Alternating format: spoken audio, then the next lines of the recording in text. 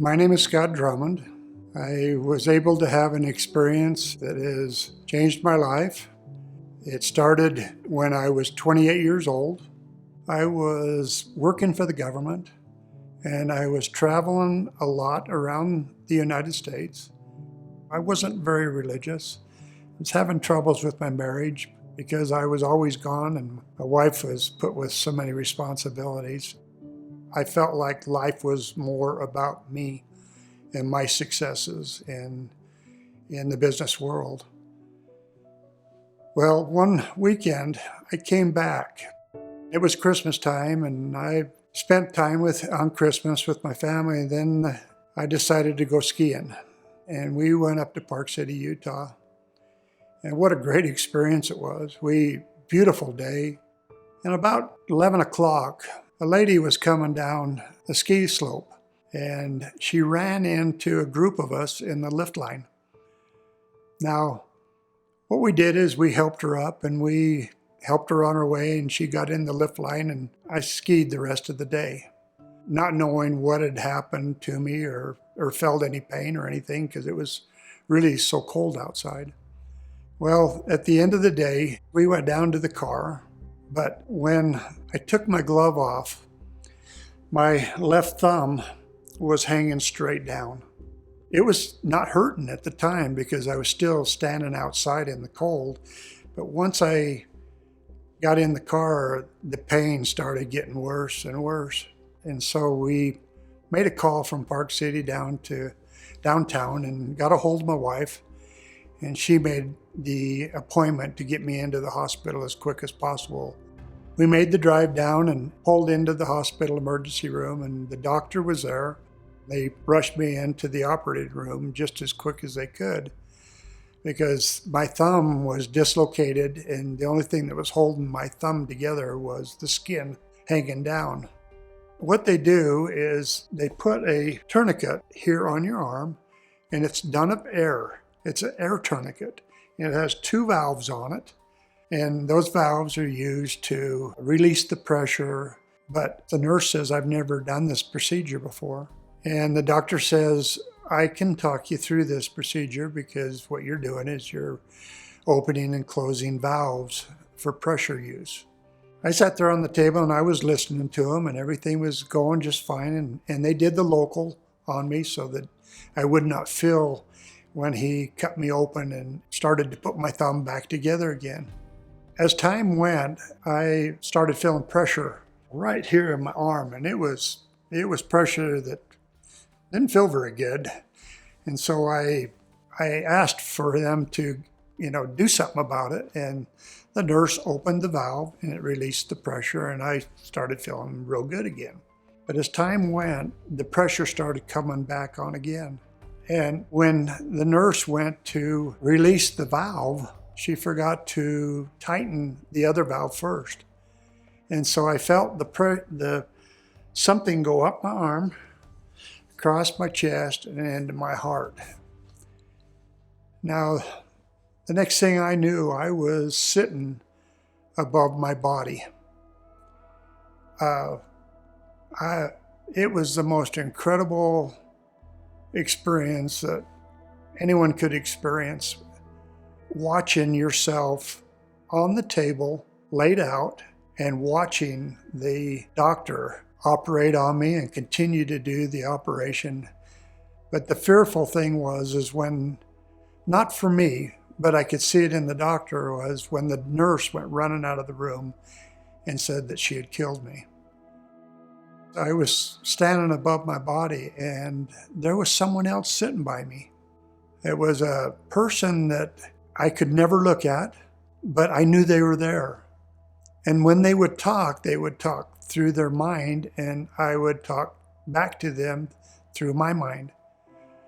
Now, during the operation, I could sit there and watch the doctor and the people that were there trying to revive me. I could hear them talking and I could see the commotion going on in the room. But the doctor was so diligent in finishing his surgery that I was quite impressed, and the person that was sitting next to me was happy with what was going on. It was the most peaceful feeling that I have ever experienced. Even now, I go back to that feeling of peace that I felt. I did not know the person that was next to me, but I'll recognize that voice if I hear it again. And I knew that that person was there to help me. Some people believe in guardian angels. I, for one, now believe in guardian angels because he was sitting right next to me, and I know it was a man. But we sat and we watched it. We watched him cut me open, lay out my thumb, and I watched him put a pin in right through the bone that's right here to hold it in place. I remember the pin sticking out just a little bit further than what it was supposed to.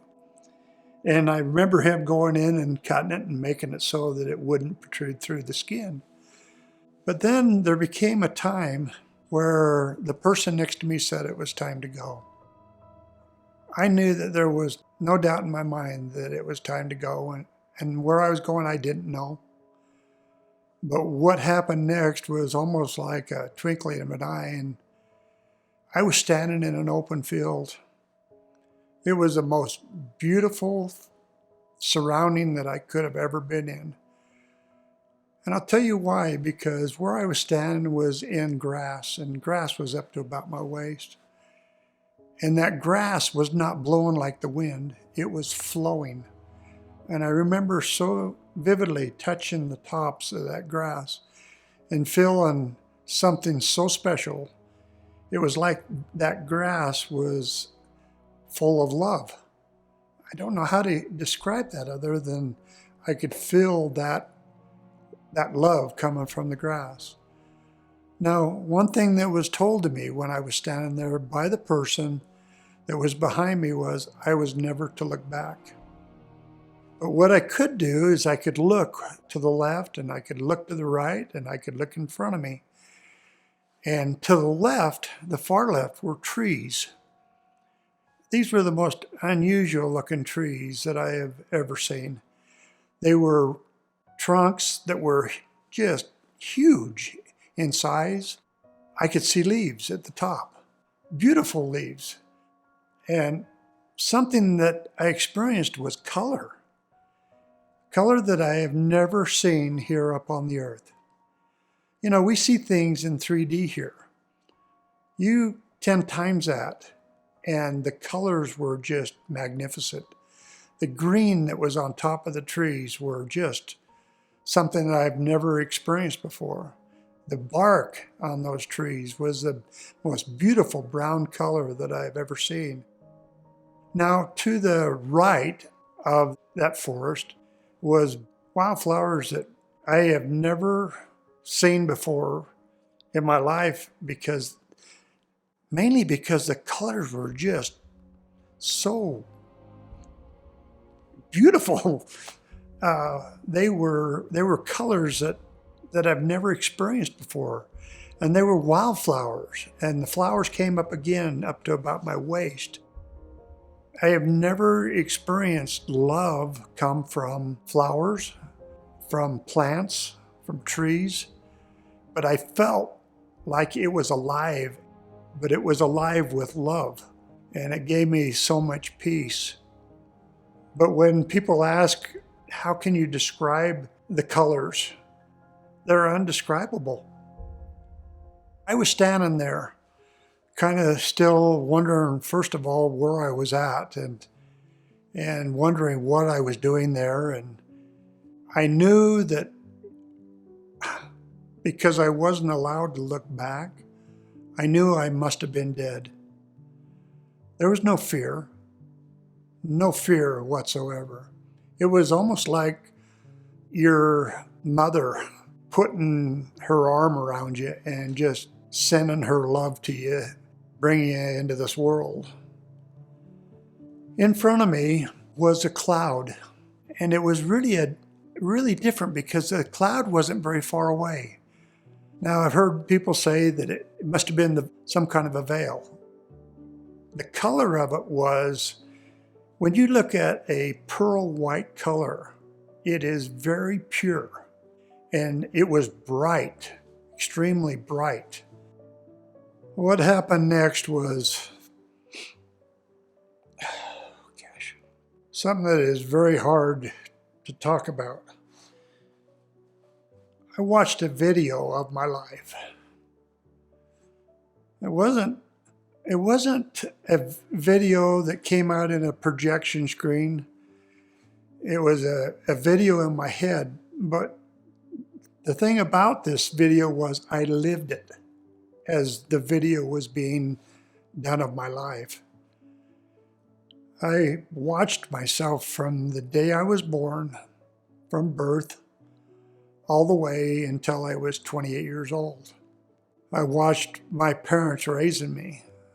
I watched my brothers and sisters. I watched activities that we went to. I watched all the time and effort that my parents put into me, teaching me sports. I watched good things that I had done, but I also watched bad things that I did. One thing that I noticed that really hurt was the fact of how I treated my wife at the time that I died. I wasn't very good to her. It was all about me. It was not about my family. It wasn't about my wife. It was all about me and how I could get ahead and how much money I could make. And I realized that what I was doing was wrong. It wasn't one of the better things that I watched, but it was something that was real. This was an experience that has really changed my life, because as a businessman, you always want to get ahead. And many times you step on people along the way, and it is not the way it's supposed to be done. We're supposed to help each other in our jobs. We're supposed to help our friends. We're supposed to help people we come in contact. And this was made so vivid in my mind that I could have done better. And I know I could have done better, but I didn't. When the video was over and I was reviewing what I had done, there was nobody to talk to, nobody to give an excuse to, nobody to discuss what had happened or what situation you were in. It was what it was, and it was very real. And I had accepted the fact that it happened. But one thing that I want you to know is it was done with love. Here on earth, we're not perfect. We're all learning things every single day. And the best thing that we can do is learn from our mistakes. My dream at this point in my life is to have a better report when I go back to my Father in heaven. And I know that's who I was with. It was just such a warm feeling. Now, when this was all over, I sat there for a few minutes and I noticed that the person next to me on my left was not there anymore. And I was by myself. I knew that my life was over. I knew that I couldn't look back. And the next thing I knew was a voice in my head said to walk forward. And so I walked forward, knowing that whatever was going to happen was real, and that I was going into my next step of my life, even though it was not here on earth. Well, I got up close to the cloud, and an arm, this much of an arm, came through the cloud. Now, I did not see a face. I didn't see a body, but what I did see was an arm. And one thing that was unique, before I tell you this next part, is I did not see color. All I saw was something pure. It wasn't white. It wasn't brown. It wasn't black. That arm was so pure looking that color was not an issue. And the next thing that happened was I looked at his hands. I mean, his hands were bigger than mine.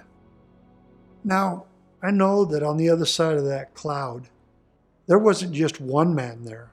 There was going to be other people with him. I could just sense it, that there was more than I ever expected on the other side of that cloud. And I was reaching for the hand that was coming through that cloud.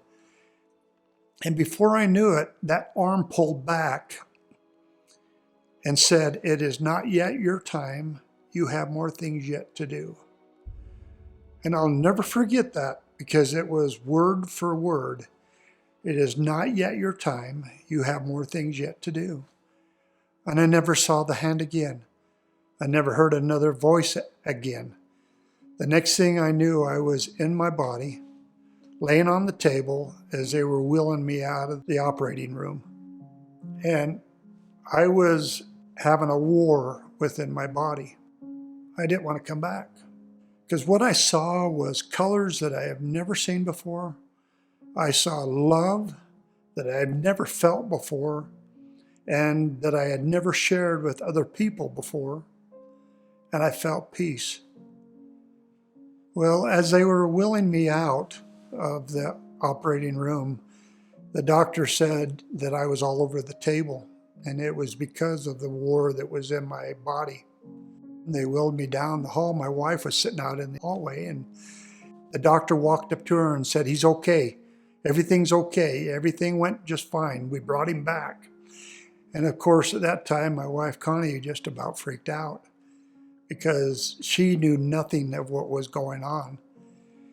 Well, there was a paper on my chest, and it was a death certificate that had said that I had passed away for 20 minutes. But the time that I was gone, there was no time. That did not mean one thing. I can't tell you how much time I spent watching the video of myself, but I do know that what had happened was real. Now, for 3 days afterwards, I had the privilege of feeling total peace in my life. And it's something that I try to emulate every single day, is that feeling of peace that I felt. But I couldn't talk to anybody about it, because I was afraid that because it was so sacred to me, I didn't want anyone to degrade it, because it was so real in my life. Was it a dream? No, because I lived it. I see this video in my mind every day. I watch what happened to me every single day. I attempted to tell my story several times, and people would look the other way, or didn't understand, or didn't want to even pay attention to what I was talking about. So I kind of kept it inside for 40 years. A year ago, I came out with a story because of the issues that was happening with COVID-19. And what it did is it gave me a chance to hopefully share with people what to expect. I realized during the experience that I must have come from somewhere. And what I was doing here on this earth was to learn, to grow, and to have experiences with people that I was around. I'm nothing special. But what it did in my experience was humble me.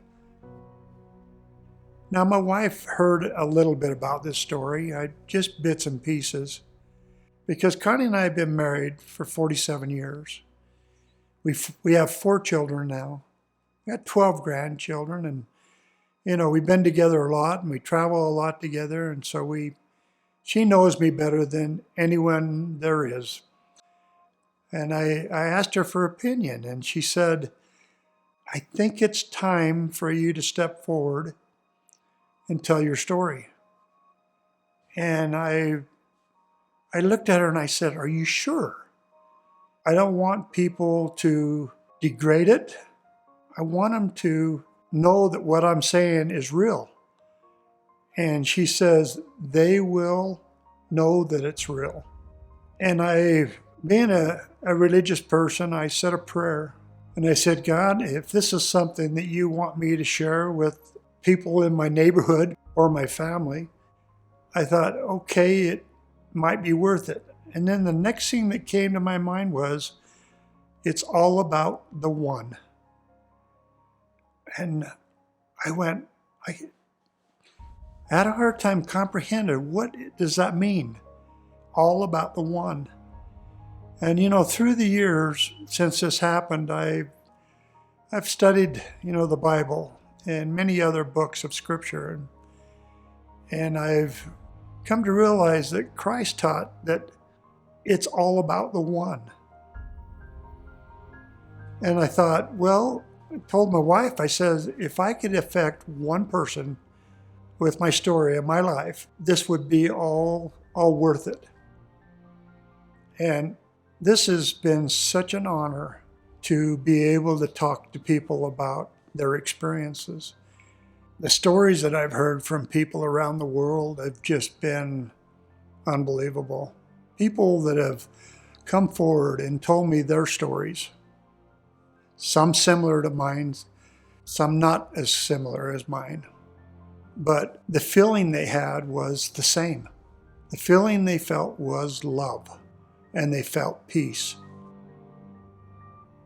And I've had people ask me what I learned from this experience, if I've been given gifts.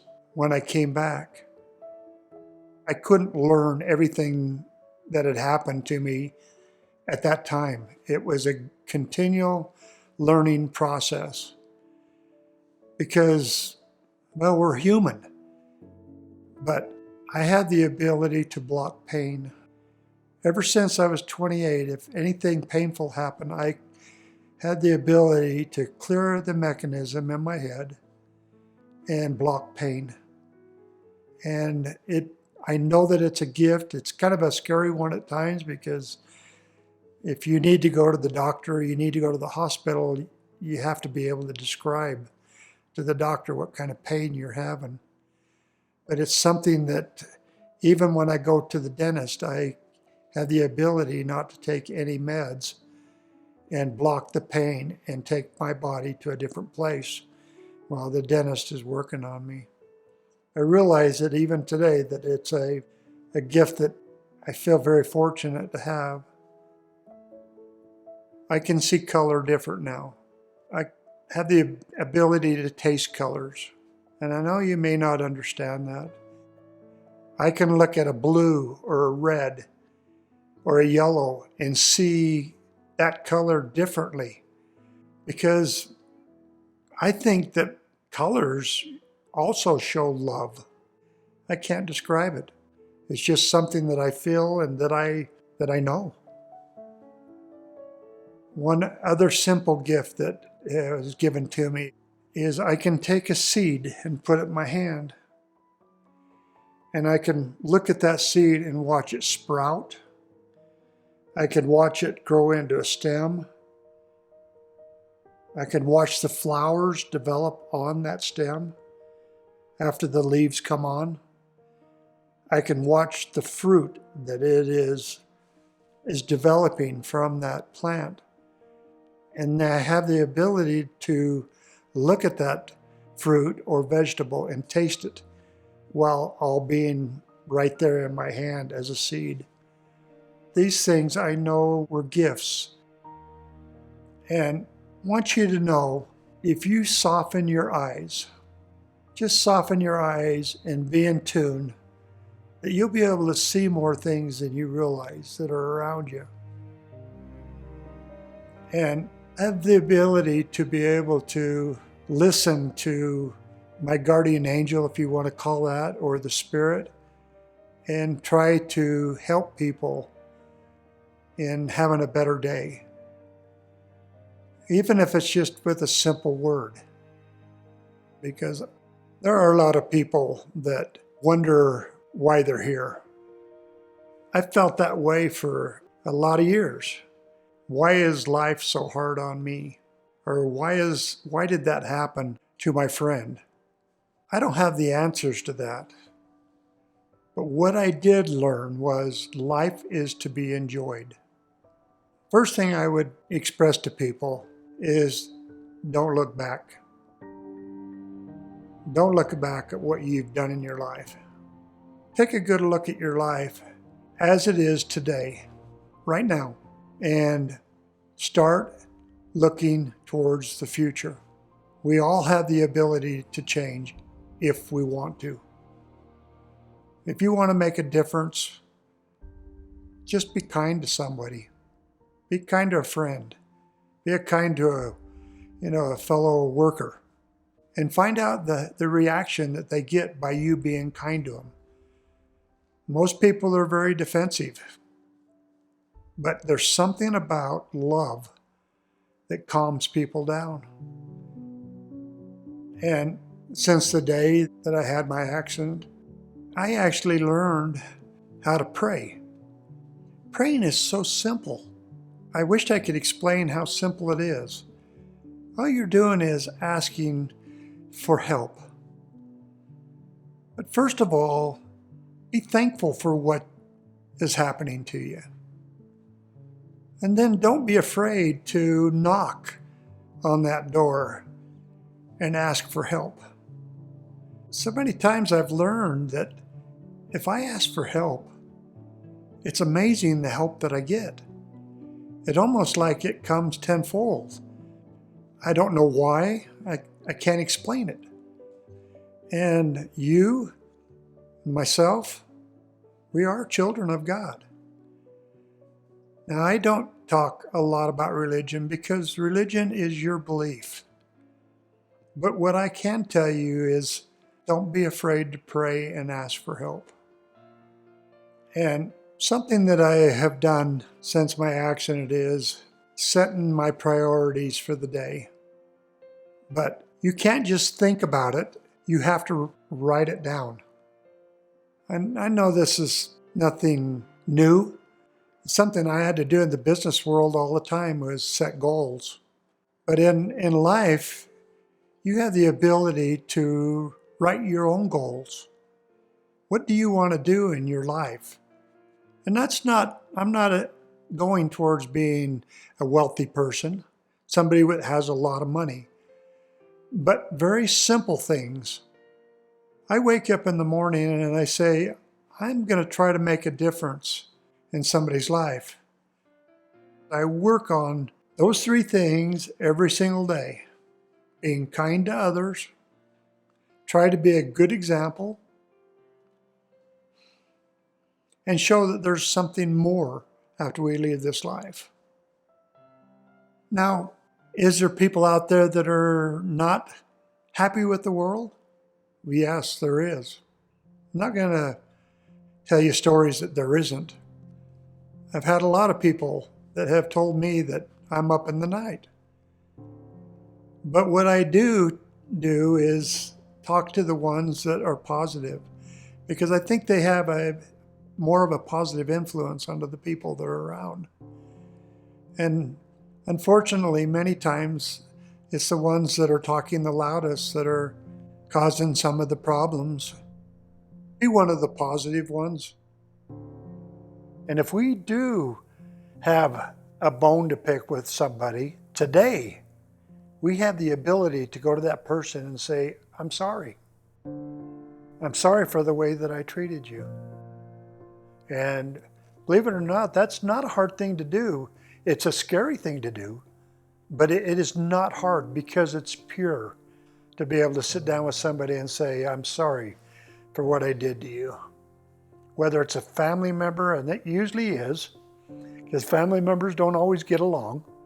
But if you can do it, all of a sudden you build a bond with that person that will last a lifetime, but not only a lifetime, but now into the eternities.